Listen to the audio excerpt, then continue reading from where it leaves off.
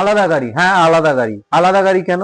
Activa Pro plus, Activa Pro plus দুটো গাড়ি তফাৎ বুঝবেন কি করে? যারা রূপালী থেকে গাড়ি নিচ্ছেন না, হয়তো অন্য কোনো ডিলারের থেকে গাড়ি নিচ্ছেন বা কি করছেন, কি করে বুঝবেন দুটোর তফাৎ? অ্যাক্টিভা প্রো প্লাস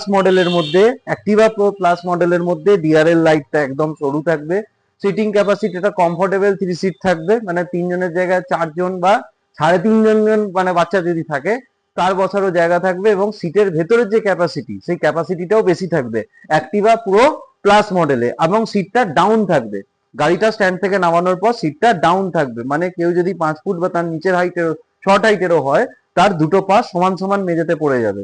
আর Activa Pro model, Activa Pro plus বলে দিলাম, অ্যাক্টিভা প্রো মডেল কি করে বুঝবেন? এটা সরু ডিআরএল বলেছি, এটার একটু মোটা শর্ট ডিআরএল এর মধ্যে থাকবে।